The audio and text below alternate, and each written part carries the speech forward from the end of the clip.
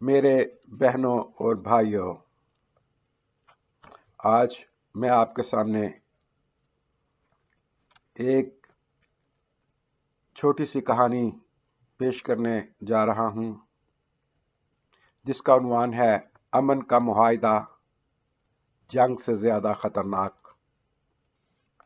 ہم ہر کرسمس کے دنوں میں اپنے گرجا گھروں سے گھنٹیوں کی آوازیں سنتے ہیں اور پھر وہی لوکا کے مانوس کرسمس کیرل کے بجنے کی آواز جو جنگلی اور میٹھی سروں میں زمین پر ان آدمیوں میں جن سے وہ راضی ہے صلح۔ ہم سوچتے ہیں کہ یہ کرسمس کا کیسا خوبصورت پیغام ہے اور پھر اس نغمے کی آواز میں ہم لڑکھڑا جاتے ہیں، ایک وجد طاری ہو جاتا ہے۔ کیسا پر امید گیت، زمین پر ان آدمیوں میں صلح۔ یہ ایک کرسمس کا نعرہ ہے، مگر افسوس کہ دنیا کے کونوں سے توپوں کی گرجتی ہوئی آوازوں میں یہ گیت دب کر رہ جاتا ہے۔ ہم پھر مایوس ہو کر اپنے سر جھکا دیتے ہیں کہ کس نے دیکھا ہے زمین پر امن۔ 2000 سال سے ہر کرسمس پر یہ گیت گایا جاتا رہا۔ کیا واقعی زمین پر امن ہو گیا؟ ایک عام اندازے کے مطابق مسیحیت کے اندر 41,000 فرقے ہیں، جن میں سے 134 million Catholic, 800 million Protestants, 260 million orthodox اور 28 ملین دوسرے فرقے۔ یہ سارے مل کر 24 دسمبر کی رات کو یہی گیت گاتے ہیں، زمین پر ان آدمیوں میں جن سے وہ راضی ہے صلح۔ ماضی میں جب سے دنیا بنی ہے، چھوٹی موٹی یا درمیانی درجے کی جنگیں لڑی جا چکی ہیں۔ پھر 2 عالمی جنگیں، پہلی جنگ عظیم 1914 سے 1918 تک، دوسری جنگ عظیم 1934 سے 1945 تک۔ کئی علاقوں میں جنگیں تو آج بھی جاری ہیں، مگر ہم ہر سال کرسمس پر یہی گیت گاتے ہیں، زمین میں امن کی خواہش کا گیت۔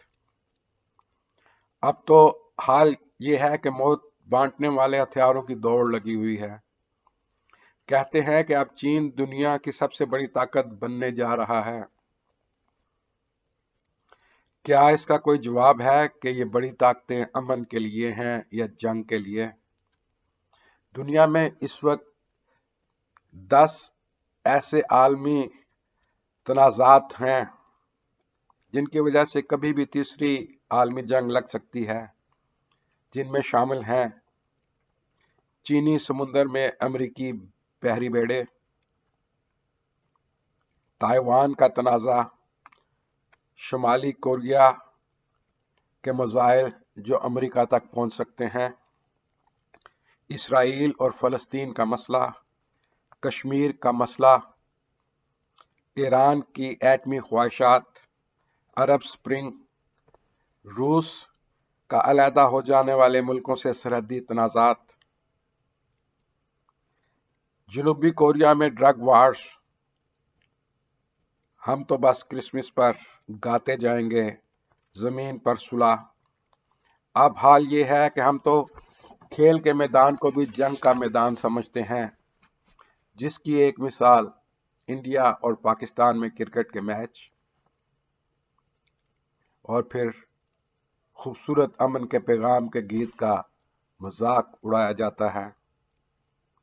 اب آئیے ذرا ایک انوکھے سے واقعے کو دیکھیں جس کو کرسمس ٹروس 1914 کہتے ہیں۔ اس پر ذرا نظر ڈالیں۔ یہ پہلی جنگ عظیم کے درمیان کا واقعہ ہے کہ جب یاسیر فرنٹ کے اوپر جرمنی فوجیں اور اتحادی فوجیں اپنی اپنی خندقوں کے آمنے سامنے کوئی 50 گز کے فاصلے پر تھیں، اور پھر مخالف فوجوں کے درمیان غیر سرکاری کرسمس معاہدہ طے پا گیا۔ اس وقت موسم کی خرابی کی وجہ سے उनकी खंदकें पानी से भर चुकी थीं। मुआहदे से पहले 23 दिसंबर को जर्मनी फौजों ने अपनी खंदकों के ऊपर क्रिसमस ट्री लगाने शुरू कर दिए। उनके देखा देखी इत्तेहादी फौजों ने बुलंद आवाज से साइलेंट नाइट का कैरल गाना शुरू कर दिया। फौजियों में यह जोश देखकर मुकामी कमांडरों ने हुक्म दिया कि क्रिसमस के मौका पर गोलाबारी बिल्कुल न की जाए। फिर क्रिसमस के दिन दोनों तरफ की फौजें सफेद झंडे उठाकर बाहर खाली जगह पर आ गईं। उन्होंने मिलकर अपनी अपनी जुबानों में क्रिसमस के कैरल गाए, मिलकर डांस किया, खाने के साथ साथ एक दूसरे को गले लगाते रहे और फिर इकट्ठे मिलकर अपने अपने जंग में मर जाने वाले फौजियों को एक मुश्तरका कब्रिस्तान में दफन भी किया। लेकिन दूसरी तरफ जब ये खबर आला फौजी क़यादत तक पहुंची तो उन्होंने क्रिसमस की इस आर्जी जंग बंदी का सख्ती से नोटिस लिया, मगर किसी को कोर्ट मार्शल न किया और फिर हुक्म जारी कर दिया कि क्रिसमस के अमन की ये आर्जी जंग बंदी हमें नुकसान पहुंचा सकती है, हमारी जंग को नुकसान पहुंचा सकती है और आइंदा कभी भी ऐसा मुआहदा न किया जाए। एक बात तो वाज़ेह हो गई कि कोई भी अमन का मुआहदा जंग लड़ने के लिए, जंगी मफादात हासिल करने के लिए खतरनाक साबित हो सकता है, मगर हम मसीही इस बात पर हमेशा से कायम हैं कि हमारा खुदा आज भी जिंदा है और इस दुनिया में अपने बेटे के वसीला से अमन का पैगाम लेके आया है। और ज़रूरी है कि हम क्रिसमस के मौका पर अमन का यह गीत गाते रहें और अमन की ख्वाहिशात की तजदीद करते रहें ज़मीन पर उन आदमियों में जिनसे वो राज़ी है। सुलह। शुक्रिया।